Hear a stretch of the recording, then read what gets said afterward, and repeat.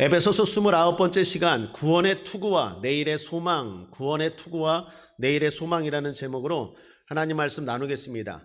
예수님이 이 땅에 왜 오셨습니까? 영혼을 구원하러 오셨습니다. 요한복음 3장 16절 하나님이 세상을 이처럼 사랑하사 독생자를 주셨으니 보내주셨으니 이는 저를 믿는 자마다 멸망치 않고 영생을 얻게 하려 하심이니라. 그렇습니다. 예수님을 믿으면 구원받습니다. 그리고 그 구원은 돌이킬 수 없는 사건입니다. 다시 말하면 한 번 믿으면 영원한 구원입니다. 좀 속된 말로 낙장불입입니다.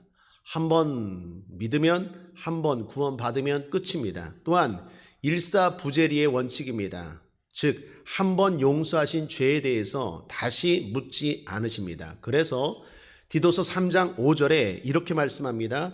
디도서 3장 5절 우리를 구원하시되 우리의 행한 바 의로운 행위로 말미암지 아니하고 오직 그의 궁휼하심을 쫓아 중생의 씻음과 성령의 새롭게 하심으로 하셨나니.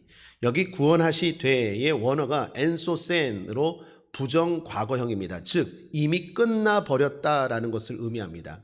구원하시되 이미 구원은 끝난 사실이다라는 것입니다. 그러므로 성도는 구원의 확신이 있어야 됩니다. 나는 구원받았다. 나는 지금 죽어도 천국이다.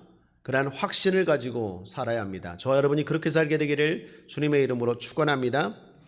그런데 성경을 보면 구원에 대해서 혼란을 가져오는 말씀이 있습니다. 자, 빌립보서 2장 12절 함께 읽어보죠. 시작.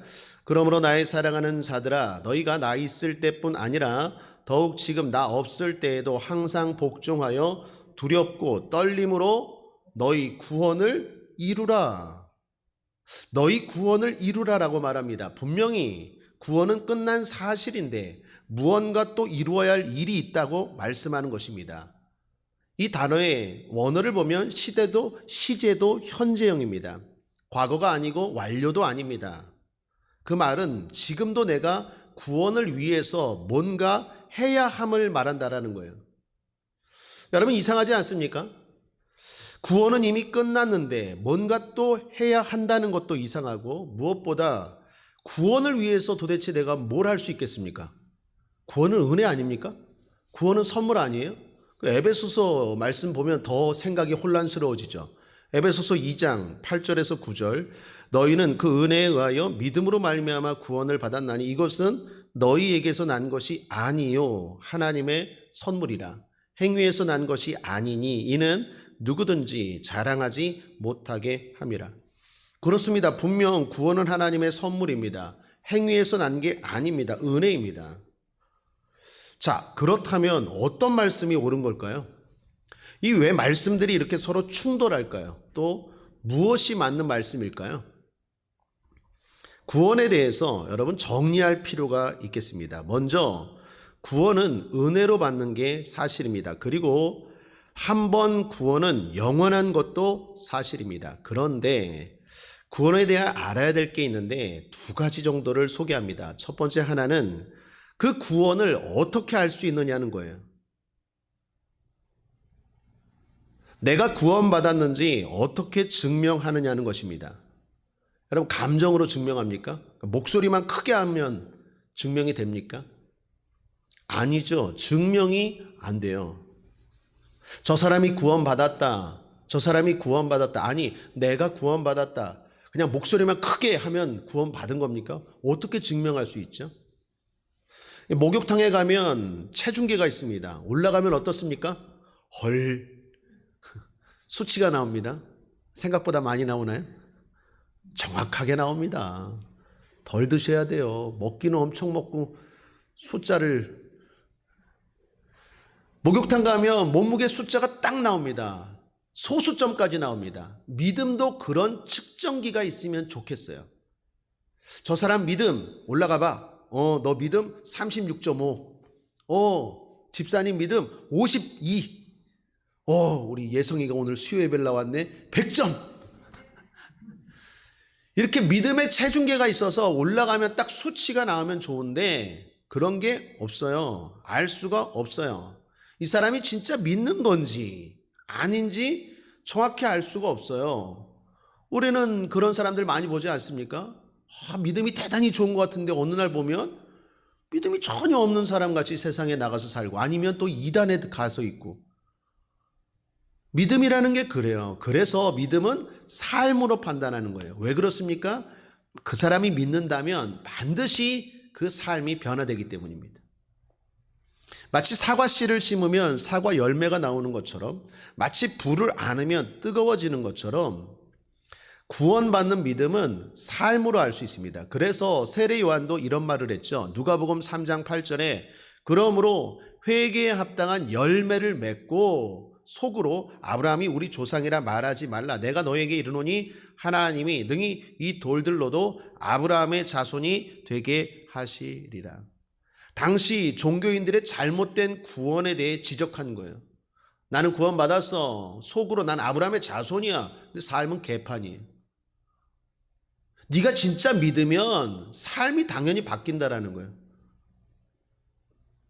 마태복음 25장을 보면 우리는 이에 대해 더욱 확실히 알 수 있습니다. 마태복음 25장은 마지막 날에 있을 이야기, 하나님의 심판에 대해서 세 가지 비유가 나옵니다. 열 처녀의 비유, 달란트의 비유, 그리고 양과 염소의 이야기입니다. 그런데 그 비유에서 주님은 사람들의 믿음을 삶으로 판단하세요. 여러분, 첫 번째 비유인 열 처녀 비유는 어떻습니까? 기름을 준비한 처녀 5사람과 기름을 준비하지 못한 5 처녀 이야기를 아시죠? 두 번째 달란트 비유에서는 자신이 주인이 준 달란트를 가지고 충성스럽게 일한 종과 일하지 않고 땅에 묻어둔 사람 이야기 아시죠? 마지막 세 번째 천사들과 함께 온 예수님이 사람들을 좌우로 나누시는 장면입니다. 양과 염소처럼.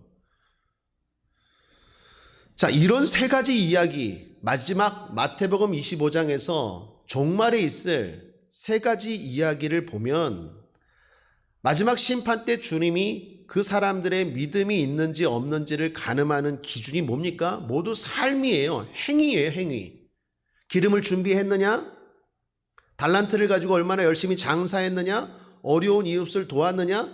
양과 염소 이야기하면서 그렇잖아요. 양쪽에 있는 자들에게, 오른편에 있는 자들에게 네가 내가 줄이고 가난하고 어렵고 힘들 때 나를 도와주었다. 그 사람들이 말하죠. 언제요? 네 지극히 옆 작은 자에게 한 것이 곧 내게 한 것이라. 또 지옥 갈 자들에게 말하잖아요. 너희들은 내가 힘들고 어렵고 괴로울 때 나를 도와주지 않았다.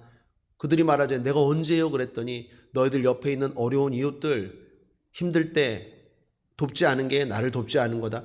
이게 다 마지막 하나님이 심판하실 때 믿음, 너 믿음 98.5, 너 믿음 32점, 뭐 이렇게 말하는 게 아니라 다 뭐로 평가하십니까? 그들이 어떻게 살았는지, 어떻게 행했는지, 그걸 보고 다 평가한다라는 얘기. 그게 다 세 달란트 비유의 공통점이에요. 예수님이 마지막 심판의 자리에서 보시는 것도 결국 삶입니다. 그 사람의 삶으로 그 사람의 믿음을 판단하세요. 어떻게 살았는지, 어떤 열매를 맺었는지 보시고 판단하더라라는 것입니다. 또 하나, 구원에 대해 알아야 하는 것이 믿음의 단계입니다. 구원 얻는 것은 사실인데 구원 얻는 믿음에는 단계가 있습니다. 이건 마치 똑같이 학교를 다니지만 학년이 다른 것과 같아요. 똑같이 학교를 다니지만 등수가 다른 것과 같아요. 구원도 마찬가지입니다. 믿음에는 단계가 있습니다. 그래서 요한 1서라는 성경에서는 이를 어린아이의 믿음, 청년의 믿음, 아비의 믿음 이렇게 구분하고 나누어서 말하지 않습니까? 무슨 말입니까? 똑같은 믿음이 아니라는 거죠. 예수님도 마찬가지 아닙니까? 사복음서에 보면 예수님이 어떤 사람에게는 뭐 백부장, 로마의 백부장 같은 사람, 또 수르보닉의 여인 같은 분들에게는 뭐라고 말합니까? 내 믿음이 크도다. 제자들 날마다 실망시킬 때마다 주님 뭐라고 말합니까? 내가 어느 때까지 참으리요? 왜 이렇게 믿음이 적으냐? 그러니까 믿음이라고 해서 다 똑같은 게 아니라 믿음에도 단계가 있다라는 거예요. 우리가 지금 나누고 있는 에베소서 성경도 마찬가지입니다. 4장 13절에 이런 말씀이 있었죠. 함께 읽겠습니다. 시작. 우리가 다 하나님의 아들을 믿는 것과 아는 일에 하나가 되어 온전한 사람을 이루어 그리스도의 장성한 분량이 충만한 데까지 이르리니, 충만한 데까지 우리의 믿음이 자라가도록 해야 한다라는 것입니다. 그러므로 우리의 믿음 생활은 믿음 아니면 불신, 믿느냐 안 믿느냐 이 둘 중에 하나만 있는 게 아니에요.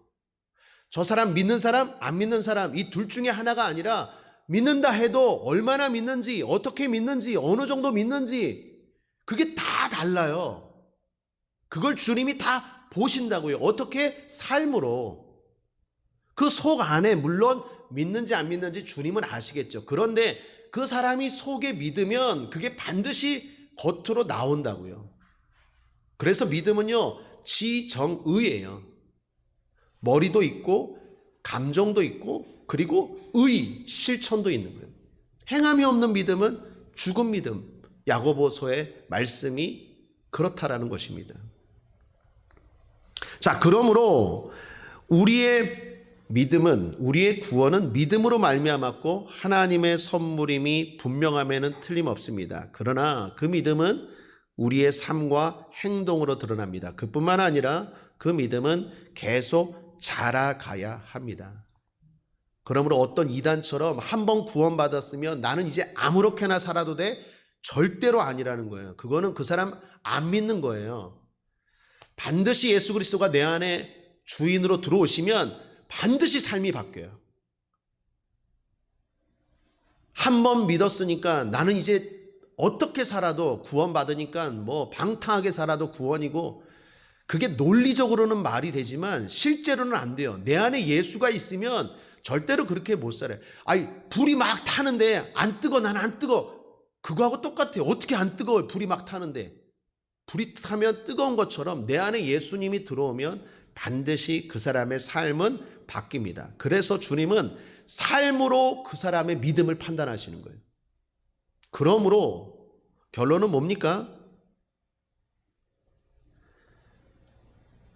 행동이 중요하고 투구가 필요하다라는 것입니다. 구원받았다면 구원받은 사람답게 믿음으로 살아야 하고 더욱 믿음으로 살도록 노력해야 합니다. 그래서 구원의 투구가 필요합니다. 왜요? 우리는 구원받았지만 여전히 믿음으로 살아야 하는데 무엇보다 이를 마귀가 알고 공격하기 때문입니다. 그래서 구원의 투구예요. 17절입니다. 상반절, 구원의 투구와, 즉 나는 구원받았다라는 사실이, 그 확신이 머리에 가득해야 한다라는 것입니다.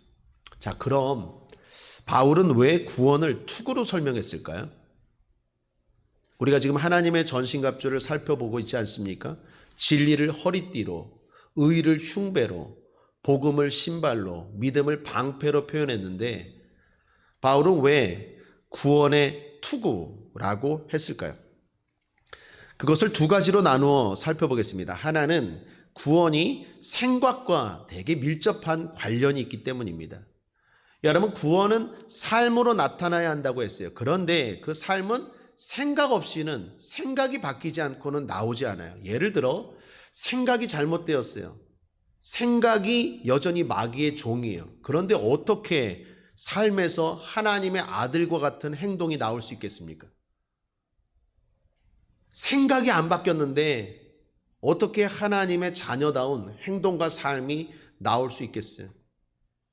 그래서 구원에 대한 확신, 나는 구원받았다, 난 하나님의 아들이다 라는 생각을 보호해야 합니다. 어떤 상황에서도 이 확신이 흔들리지 않아야 돼요. 마귀가 예수님을 시험하는 장면이 나오죠. 마태복음 4장입니다. 거기서 마귀는 예수님에 대해서 이렇게 시험하죠. 내가 하나님의 아들이냐? 그러면 돌로 떡을 만들어 먹어봐. 이런 식의 생각을 공격하는 방식을 3번이나 사용하죠. 무슨 말입니까? 내가 정말 하나님의 아들이냐? 오늘 우리식으로 말하면 너 정말 구원받았어? 너 정말 구원받았어? 생각을 공격해요. 예수님은 그런 마귀의 공격에 생각이 흔들리지 않았어요. 그러니까 행동도 하나님의 아들답게 행동하는 거예요. 그러니까 생각이 바뀌면, 생각이 공격을 당하고 무너지면 행동은 당연히 잘못된 행동이 나올 수밖에 없죠. 이사야서는 그런 메시아에 대해서 미리 이렇게 말씀하셨습니다. 구약성경 이사야서 59장 17절 함께 읽어보죠. 시작.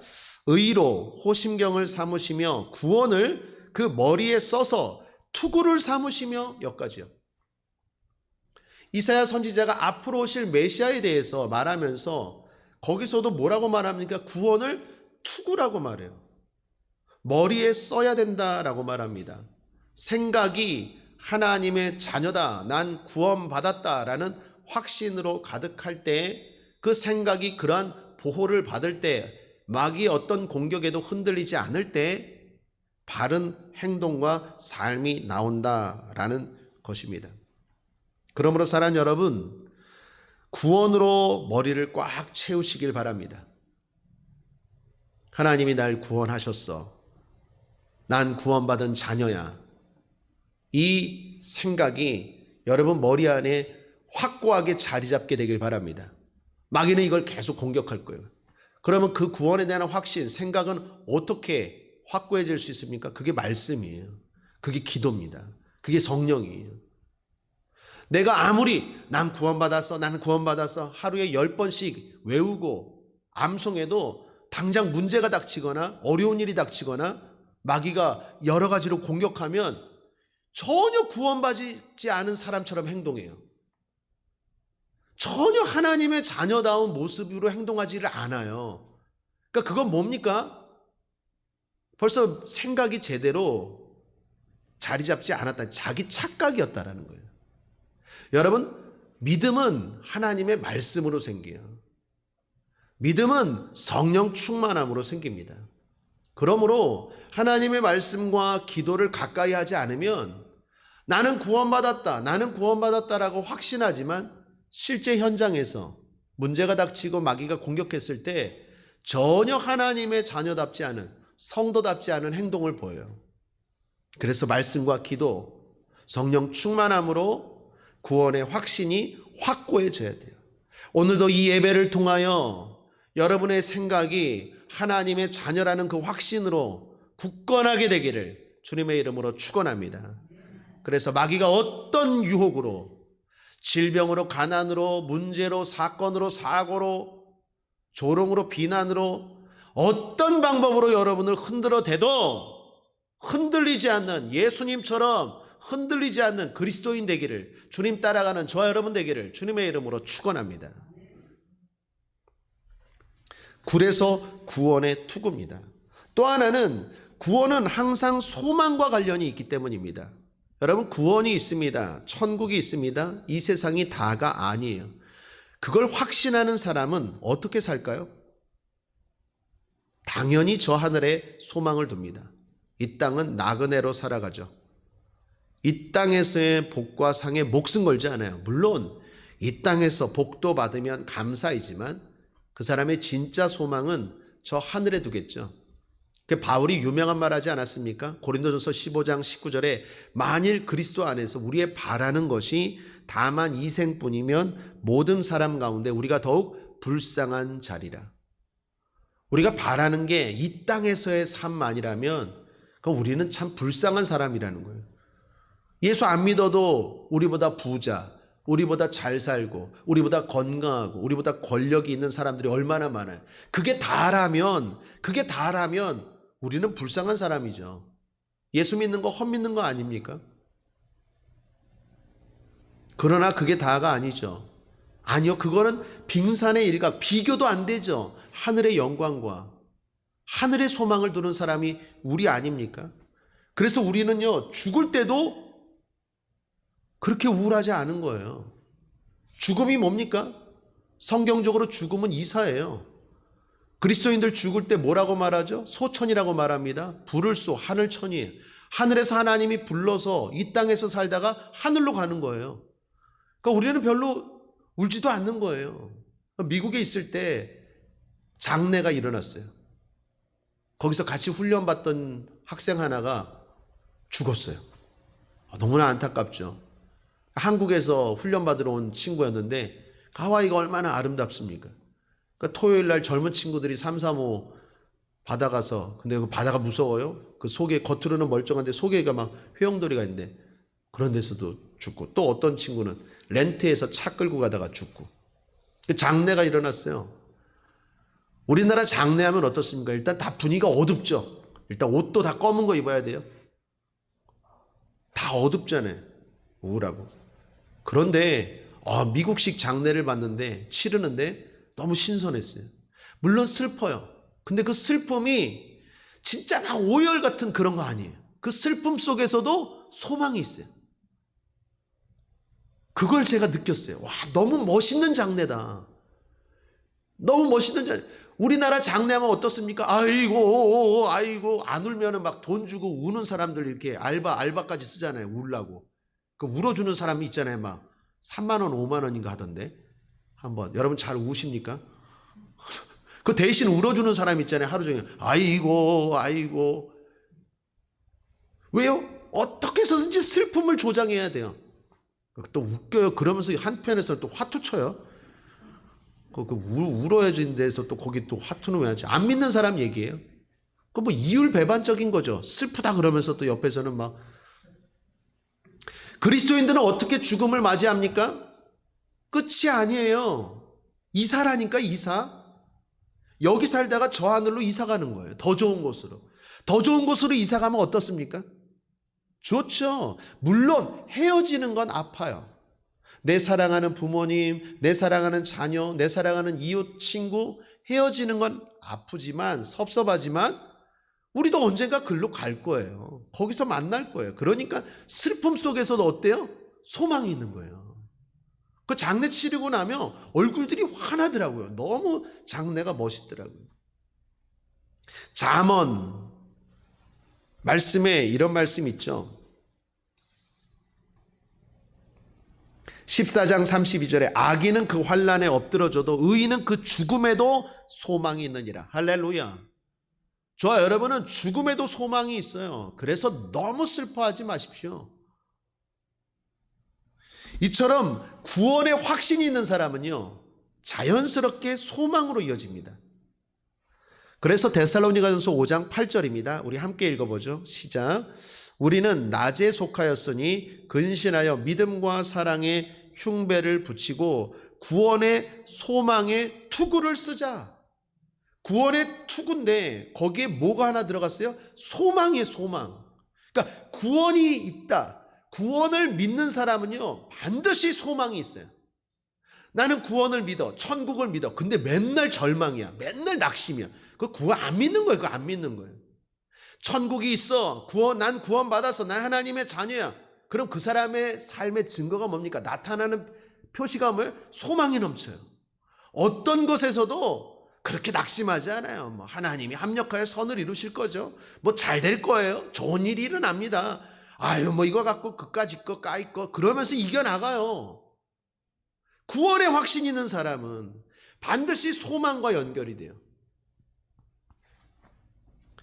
힘들 때, 특별히 어려울 때 이 구원의 투구, 이 구원의 확신이 소망을 주고 우리를 일으켜주는 힘을 주고 위로가 됩니다.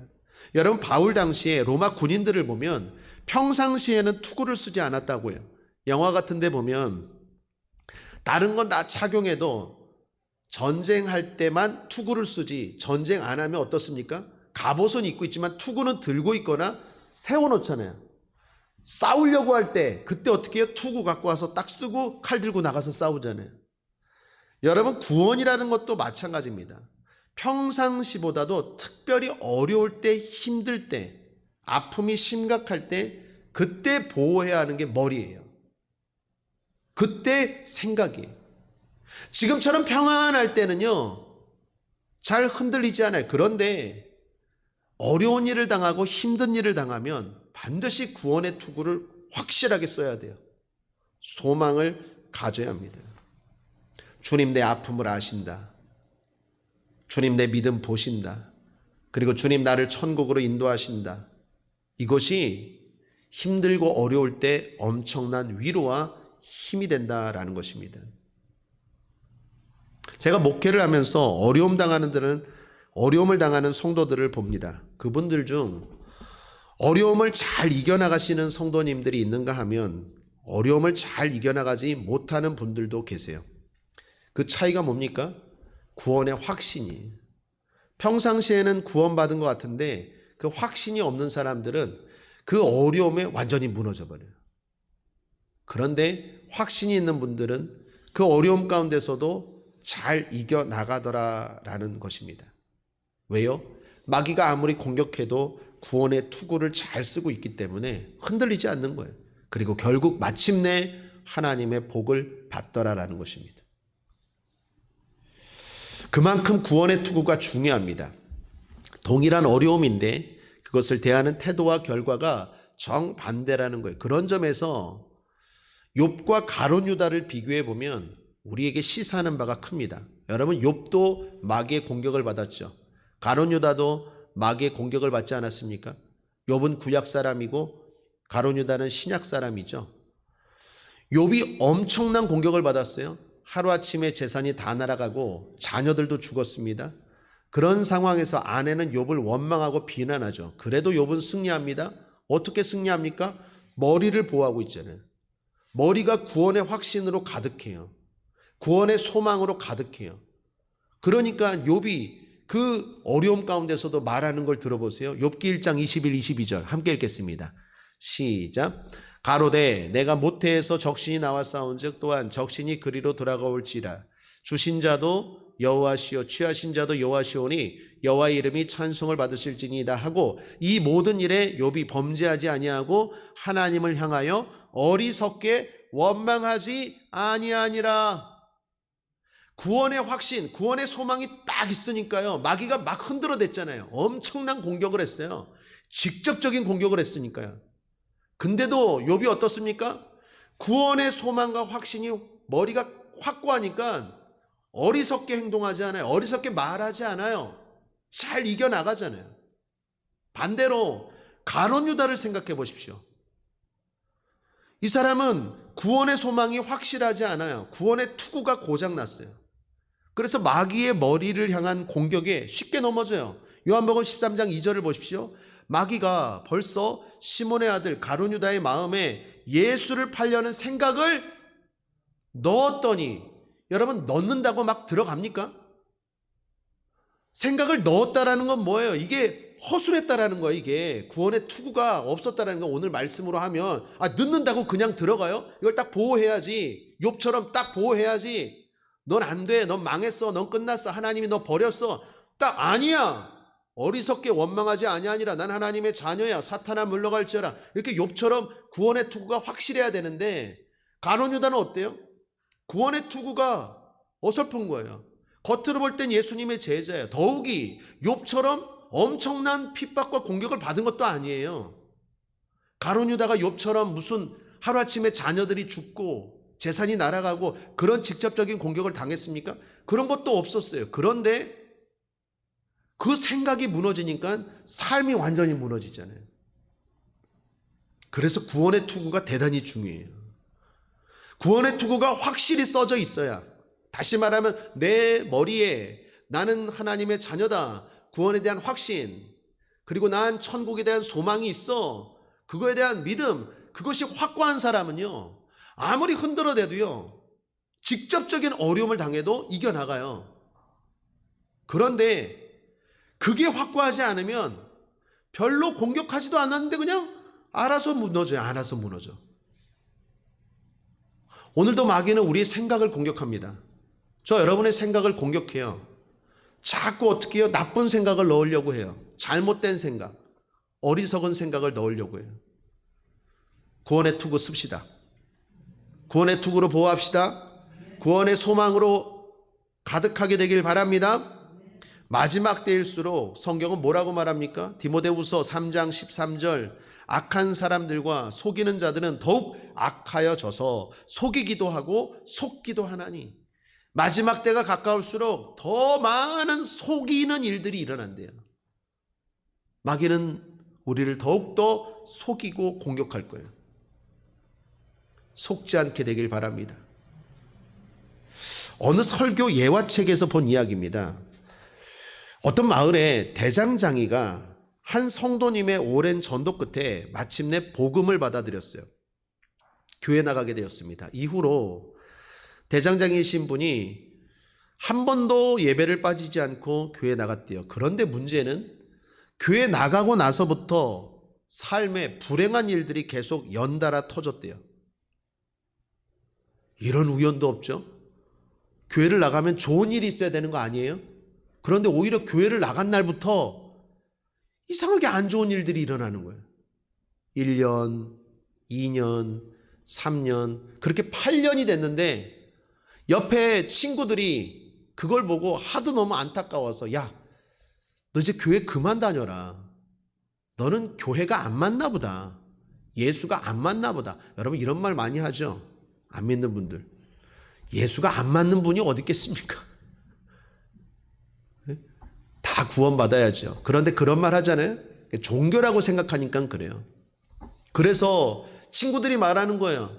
너는 교회가 안 맞나 보다. 예수가 안 맞나 보다. 그러니까 교회를 나가지 말든지 아니면 종교를 바꿔라. 그랬어요. 그런데 이 대장장이인 친구가 이렇게 대답했다고 합니다. 너희들도 알다시피 난 대장장이지. 나는 쇠를 불에 달구고 두드리지 않는다면 좋은 물건이 나오질 않는다는 사실을 알고 있어. 하나님도 그러신 것 같아. 연단이 길어진다는 것은 하나님이 그만큼 내 인생에 공을 들이고 계신다는 뜻이라고 믿어. 자기가 대장장이니까 좋은 물건 만들면 막 두들기잖아요. 하나님도 그렇다는 거죠. 믿음도 그렇다는 거죠. 그러면서 덧붙이는 말. 무엇보다 한 가지 분명한 것은 너희들 잘 들어라. 나는 믿음을 갖기 전에는 나의 소망은 결국 장사 좀 잘 되는 게 소망이야. 그런데 지금은 그렇지 않아. 지금 나의 소망은 뭔지 아냐? 천국이야. 그리고 나는 천국에서 부자다 임마. 그딴 소리 하지 마 임마. 너희들도 빨리 예수 믿어. 그랬대요. 그 말을 하나님이 들으셨나 봐요. 이때 이후로부터 이 땅에서의 삶도 엄청나게 잘 됐대요. 그래서 뭐 대장장이를 접고 무슨 철강소를 하게 되고 뭐 그랬다는 예화입니다. 사랑하는 여러분, 저와 여러분의 삶도 마찬가지입니다. 구원의 확신이 확고해야 돼요. 구원의 소망이 확고해야 돼요. 그럴 때 사탄이 어떤 공격을 할지라도 승리할 수 있고 뿐만 아니라 이 땅에서도 그 믿음대로 하나님이 보시고 축복하시고 더 놀라운 건 저 하늘에 놀라운 상이 있을 줄 믿습니다. 구원에 대한 확신, 내일에 대한 천국에 대한 소망이 가득하기를 주님의 이름으로 거듭 축원합니다. 기도하겠습니다. 좋으신 하나님 아버지 감사합니다. 아버지 하나님, 오늘 구원의 투구를 쓰라고 했습니다. 우리의 머리가 구원에 대한 생각으로, 구원에 대한 확신으로, 구원에 대한 소망으로 가득 차게 하여 주옵소서. 그래서 어떤 상황으로, 어떤 공격으로 마귀가 우리를 넘어뜨리고자 할지라도 쓰러지고 넘어지는 것이 아니라 이기고 나아가는 복된 인생 되게 하여 주옵소서. 하나님의 용사들 되게 하여 주옵소서. 그리스도의 군사들 되게 하여 주옵소서. 감사드리며 예수님의 이름으로 축복하고 기도했습니다. 아멘.